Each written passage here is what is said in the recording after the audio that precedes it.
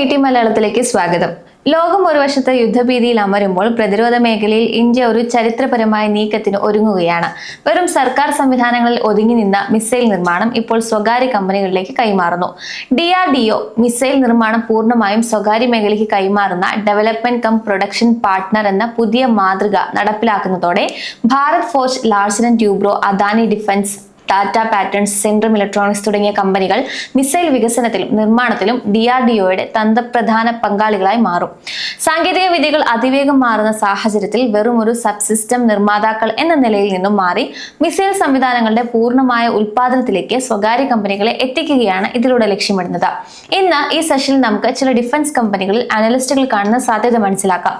ആഭ്യന്തര ബ്രോക്കറേജ് സ്ഥാപനമായ നുവാമ ഇന്ത്യൻ പ്രതിരോധ മേഖലയിലെ ഓഹരികളിൽ കൂടുതൽ ശ്രദ്ധാലുക്കളായിരിക്കുകയാണ്. മികച്ച വരുമാന സാധ്യതയുള്ളതും പദ്ധതികൾ കൃത്യസമയത്ത് നടപ്പിലാക്കാൻ ശേഷിയുള്ളതുമായ തിരഞ്ഞെടുത്ത ഓഹരികളെയാണ് അവർ ശുപാർശ ചെയ്യുന്നത്. പ്രതിരോധ മേഖലയ്ക്കുള്ള സർക്കാരിന്റെ ദീർഘകാല നിക്ഷേപം തുടരുന്നുണ്ടെങ്കിലും ഇനി വരാനിരിക്കുന്ന ഘട്ടത്തിൽ പുതിയ ഓർഡറുകൾ ലഭിക്കുന്നതിനേക്കാൾ ഉപരിയായി ലഭിച്ച ഓർഡറുകൾ എത്രത്തോളം ഗുണനിലവാരത്തോടെ നടപ്പിലാക്കുന്നു എന്നതായിരിക്കും ശ്രദ്ധേയമെന്ന് നുവാമ വിശ്വസിക്കുന്നു. പുതിയ റിപ്പോർട്ട് പ്രകാരം ഇലക്ട്രോണിക്സ്, കമ്മ്യൂണിക്കേഷൻ സിസ്റ്റങ്ങൾ തുടങ്ങിയ അത്യാധുനിക സാങ്കേതിക വിദ്യകളിലേക്കും വേഗത്തിൽ പൂർത്തിയാക്കാൻ കഴിയുന്ന പ്രൊജക്ടുകളിലേക്കുമാണ് സർക്കാർ കൂടുതൽ തുക വകയിരുത്തുന്നത്.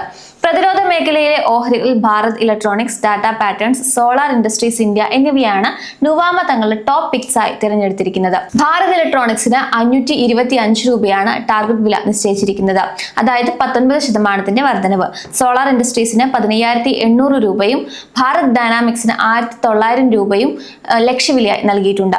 ഹിന്ദുസ്ഥാൻ എയറോനോട്ടിക്സിന്റെ ലക്ഷ്യവില 4,800 രൂപയും അതോടൊപ്പം ടാറ്റ പാറ്റേൺസിന് 3,570 രൂപയുമാണ് ഇപ്പോൾ നൽകിയിരിക്കുന്ന ടാർഗറ്റ് വില. വേഗത്തിലുള്ള എക്സിക്യൂഷൻ സൈക്കിൾസ്, കുറഞ്ഞ അളവിൽ ഉള്ള ഇറക്കുമതി ആശ്രയം, ഉയർന്ന ലാഭവിഹിതം എന്നിവ കണക്കിലെടുത്താണ് പ്രതിരോധ ഇലക്ട്രോണിക്സ് സബ്സിസ്റ്റം നിർമ്മാതാക്കൾക്കും കൺസ്യൂമബിൾ വിഭാഗത്തിലുള്ളവർക്കും മുൻഗണന നൽകിയിരിക്കുന്നത്.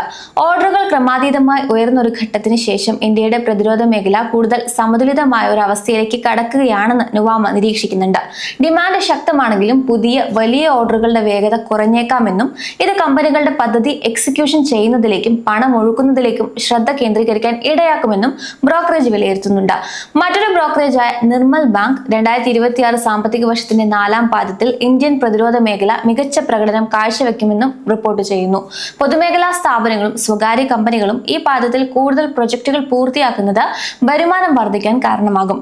വർഷത്തിന്റെ ആദ്യ പകുതിയിൽ മന്ദഗതിയിലായിരുന്നെങ്കിലും ഇപ്പോൾ പ്രതിരോധ ഉപകരണങ്ങളുടെ വിതരണം വേഗത്തിലാകുന്നത് കമ്പനികളുടെ ലാഭം കൂട്ടാൻ സഹായിക്കുന്നുണ്ട്. നുവാമയുടെ റിപ്പോർട്ടിലെ പോലെ തന്നെ പദ്ധതികൾ വേഗത്തിൽ നടപ്പിലാക്കുന്നതിനാണ് നിർമ്മൽ ബാങ്കും ഈ പാദത്തിൽ മുൻഗണന നൽകുന്നത്. 2026 സാമ്പത്തിക വർഷത്തിന്റെ 4ാം പാദത്തിൽ പ്രതിരോധ മേഖലയിലെ കമ്പനികൾ ഏകദേശം 4% വരുമാന വളർച്ച കൈവരിക്കുമെന്ന് നിർമ്മൽ ബാങ്ക് വിലയിരുത്തുന്നു. ശക്തമായ ഓർഡറുകളും അവ വേഗത്തിൽ പൂർത്തിയാക്കുന്ന രീതിയും ഈ വളർച്ചയ്ക്ക് കരുത്തേകും. Solar industries, Paras defence, BEML എന്നീ കമ്പനികളായിരിക്കും ഈ കാലയളവിൽ ഏറ്റവും മികച്ച പ്രകടനം കാഴ്ചവെക്കുക. പ്രതിരോധ മേഖലയിലെ പൊതുമേഖലാ സ്ഥാപനങ്ങൾക്ക് നിലവിൽ കൈവശമുള്ള ഓർഡറുകൾ വരും വർഷങ്ങളിലും മികച്ച വരുമാനം ഉറപ്പാക്കുന്നുണ്ട്. പുതിയ ഓർഡറുകൾ നേടുന്നതിനേക്കാൾ അവ എത്രത്തോളം വേഗത്തിൽ നിർമ്മിച്ചു നൽകുന്നു എന്നതിനാണ് ഇപ്പോൾ മുൻഗണന. ഇന്ത്യയിൽ തന്നെ ഉൽപ്പന്നങ്ങൾ നിർമ്മിക്കുന്ന രീതിയും വിദേശ കമ്പനികളുമായുള്ള സാങ്കേതിക കൈമാറ്റവും ഇറക്കുമതി കുറയ്ക്കാൻ സഹായിക്കുമെന്നും ഇത് പദ്ധതികളുടെ കാലതാമസം ഒഴിവാക്കുമെന്നും റിപ്പോർട്ട് പറയുന്നു. എങ്കിലും ടാറ്റ പാറ്റേൺസ് ഒഴികെയുള്ള മറ്റ് പ്രതിരോധ കമ്പനികളുടെ ലക്ഷ്യവിലയിൽ നിർമ്മൽ ബാങ്ക് 22% വരെ കുറവ് വരുത്തിയിട്ടുണ്ട്. ഇതിൽ ഹിന്ദുസ്ഥാൻ എയറോനോട്ടിക്സ് ആണ് ഏറ്റവും വലിയ കുറവ് നൽകിയിരിക്കുന്നത്. അതേസമയം ഭാരത് ഡൈനാമിക്സ് ഉൾപ്പെടെയുള്ള എല്ലാ പ്രധാന പ്രതിരോധ ഓഹരികളും വാങ്ങുന്നത് ലാഭകരമാണ് എന്നും ബ്രോക്കറേജ് വ്യക്തമാക്കുന്നുണ്ട്. എന്നിരുന്നാലും വലിയ പദ്ധതികൾ നടപ്പിലാക്കുന്നതിലെ കാലതാമസം, എഞ്ചിനുകൾക്കും മറ്റ് ഇലക്ട്രോണിക് ഭാഗങ്ങൾക്കുമായി വിദേശ വിതരണ ശൃംഖലകളെ അമിതമായി ആശ്രയിക്കുന്നത്, ഓർഡറുകൾ ലഭിക്കുന്നതിലെ സമയ വ്യത്യാസം എന്നിവ നിക്ഷേപകർ ശ്രദ്ധിക്കേണ്ട റിസ്കുകളാണെന്ന് ബ്രോക്കറേജ് ഓർമ്മിപ്പിക്കുന്നുണ്ട്.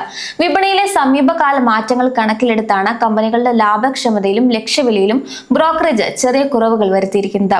കഴിഞ്ഞ ഒരു മാസത്തിനിടെ പ്രതിരോധ മേഖലയിലെ ഓഹരികളിൽ 10 മുതൽ 20% വരെ ഇടിവ് കണ്ടിരുന്നു.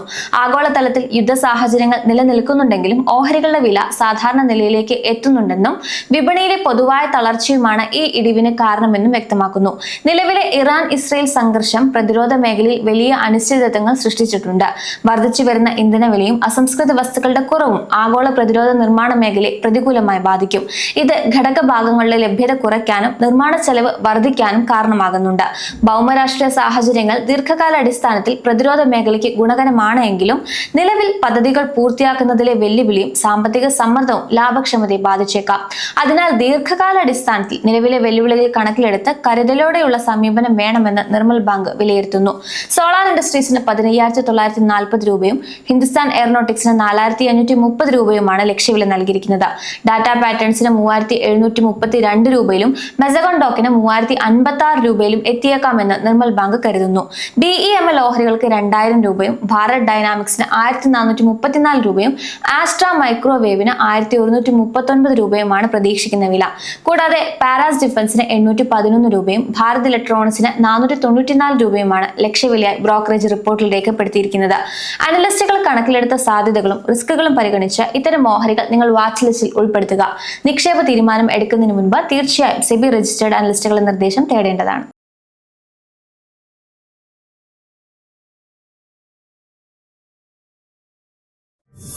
Yeah.